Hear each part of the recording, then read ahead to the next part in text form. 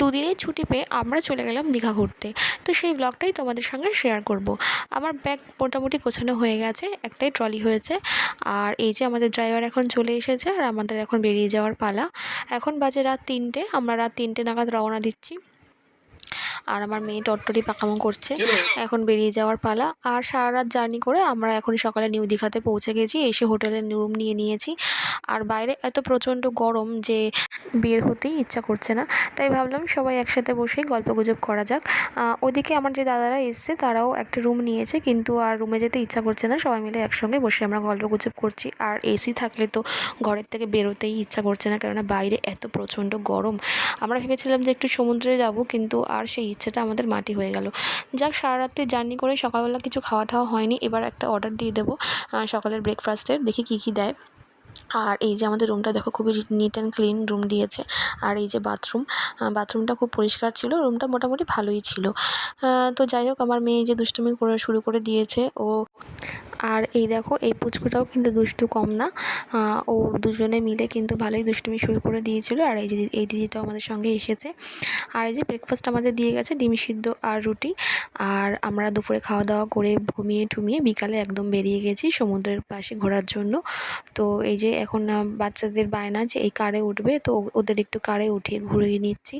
আর দেখো, এত সুন্দর হাওয়া দিচ্ছে, সত্যি খুবই ভালো লাগে। দুদিনের ক্লান্তি একেবারে দূর হয়ে যায় কিন্তু এখানে আসলে। ছোটোখাটোর মধ্যে কিন্তু দীঘায় কিন্তু বেস্ট ঘোরার জায়গা। আর এই যে আমরা এখন রুমে ফিরে যাচ্ছি, আর রুমে ফিরে যাওয়ার আগে একটুখানি মিষ্টি নিয়ে নিচ্ছি, যেন সবাই এখানে মিষ্টি লাভার। তো একটাই মিষ্টির দোকান ছিল, ওখান থেকে আমরা মিষ্টি নিয়ে নিই, বাড়িতে গিয়ে ঘুমিয়ে টুমিয়ে সকালবেলা আমরা বেরিয়ে গেছি মোহনার উদ্দেশ্যে। তো মোহনায় পৌঁছে এসে সব মাছ টাছ দেখছি আমরা, কত ধরনের মাছ উঠেছে, পমফ্রেট মাছ, বড় বড় ভোলা মাছ, এগুলো দেখে টেকে এবার আমরা আবার যাচ্ছি আমাদের অন্য রুমের উদ্দেশ্যে। আমরা আগের দিন যে হোটেলটা নিয়েছিলাম নিউ দীঘাতে, সেটা আমরা ছেড়ে দিয়েছি। আর সেটা ছেড়ে দিয়ে আমরা এখন বেরিয়ে গেছি মন্দারমণির উদ্দেশ্যে, কেননা ওখানে এত প্রচণ্ড গরম আর আমরা সমুদ্র স্নান করতে পারছিলাম না, তার জন্য ভাবলাম যে মন্দারমণি যাওয়া যাক। তো এই যে যাওয়ার পথে আমরা এই তালসারিতে এখানে এসে একটু রেস্ট নিলাম, এখানে খাওয়া দাওয়া করবো, একটু সময় স্পেন্ড করব, তারপরে কিন্তু আমরা মন্দারমণি চলে যাব। আর এখানে একটা জিনিস কি দেখলাম, মাছ ধরে নিয়ে এসে ওরা এখানে নিলাম করে, মাছ দর করে মাছ সবাই কিনে নিয়ে, বলতে গেলে যারা মাছ সমুদ্র থেকে মাছ ধরে নিয়ে আসে তারা আবার মাছ ব্যবসায়ীদের কাছে এইভাবে মাছ বিক্রি করে দিয়েছে। তো ওখান থেকে আমরা কিছু মাছ কিনেছিলাম। যাই হোক, তো এখন এই যে আমরা মন্দারমণির একটা হোটেলে চলে এসেছি, যেটার নাম হলো অ্যাকোয়া মেরিন ড্রাইভ। তো এখানে এসে আমরা খাবার দাবার অর্ডার করে এই যে আমার বর আমার মেয়েকে খাইয়ে দিচ্ছে। আমরা অর্ডার করেছিলাম মাছ ভাজা, ডাল আর ভাত। তো আমি বললাম তুমি তো একটু খাইয়ে দাও মেয়েকে। তো যাই হোক, এখন খাওয়া দাওয়া কমপ্লিট করে এখন আমরা যাব একটু সমুদ্রের উদ্দেশ্যে, যেহেতু আমরা যেই হোটেলটা নিয়েছিলাম তার সাথেই লাগানো সমুদ্রের বিচ রয়েছে। তো আমরা সেখানেই চলে যাচ্ছি এই যে হাঁটতে হাঁটতে। আর হোটেলটা কিন্তু খুবই সুন্দর, খুবই সুন্দর। আমি তো বলেই রেখেছি যতবার দীঘা আসবো এই হোটেলটাতেই আসবো। হোটেলটার নাম হলো অ্যাকোয়া মেরিন ড্রাইভ। তো দেখো, আর এই যে গুটি গুটি পায়ে হাঁটতে হাঁটতে এই যে সেই গেটটা, আর এই গেটটা থেকেই কিন্তু ওদের বিচ। তো এই যে এখন আমরা হাঁটতে হাঁটতে একেবারে সমুদ্রের দিকে চলে যাচ্ছি। আর আমার একটা জিনিস কি ভালো লাগে বলো তো, এই যে মন্দারমণির সমুদ্রতে এই জায়গাটা পুরো বালির চর থাকে, যেখানে নিউ দীঘা বা ওল্ড দীঘাতে কি হয়, ওখানে অনেক কংক্রিট থাকে, আর কংক্রিটের উপরগুলো থেকে পা দিয়ে যেতে যেতে না পায়ে খুব ব্যথা লাগে।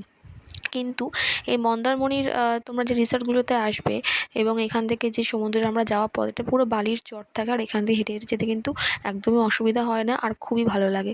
তো আমার তো ভীষণই ভালো লাগছিলো, পুরো জুহু বিচের মতন লাগছিলো, খুব এনজয় করছিলাম আমাদের ট্রিপটা। আর এই যে একটা রাফট রয়েছে, তোমরা চাইলে কিন্তু রাফটিংও করতে পারবে এবং অন্যান্য ড্রাইভিংও কিন্তু এখানে করতে পারবে। তো যাই হোক, আমরা এখন স্নান করি, এনজয় করি।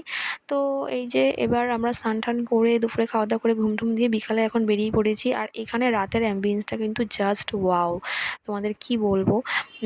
এই লনটা এত বড় ছিল, আর পুরো লাইট দিয়ে পুরো লনটা সাজানো ছিল, আর এবং আস্তে আস্তে গান বাজছিল।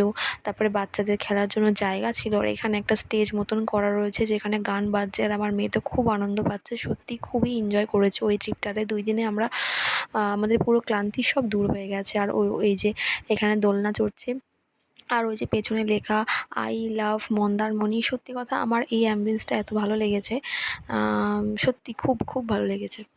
তো দেখো তোমাদের আস্তে আস্তে করে পুরোটা দেখাচ্ছি। আর এই যে পেছনে দেখতে পাচ্ছ, এটা কিন্তু এই হোটেলের রেস্টুরেন্ট। এখানে বসে তোমরা কিন্তু সব রকমের চাইনিজ খাবার, বাঙালি খাবার সমস্ত কিছু খেতে পারবে। আর চাইলে কিন্তু ওরা রুম সার্ভিসও করে, এবং এখানেও টেবিল চেয়ার পাতা আছে, তোমরা চাইলে ওরা বাইরেও কিন্তু খাবার দাবার সার্ভ করে।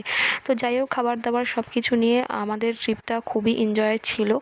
আর এই যে এখন ওর কিছু বন্ধুরাও এসেছিলো, তারাও খুব আনন্দ পাচ্ছে। এখানে আস্তে আস্তে করে গান বাজছে, তো আমরা খুব মস্তি করেছি, খুব এনজয় করেছি। তো সত্যি কথা বলতে যে আমার সমুদ্র খুবই ভালো লাগে। আর দুদিনের জন্য সমুদ্রে ঘুরতে ইচ্ছা করলে তো দীঘা তো আমাদের কাছাকাছিই রয়েছে, আমরা মন চাইলেই যখন ইচ্ছা তখনই দীঘা চলে আসতে পারি।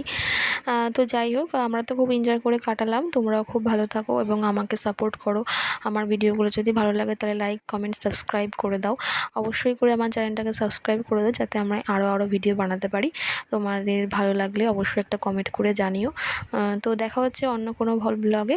ততক্ষণের জন্য টাটা এবং ভালো থাকো।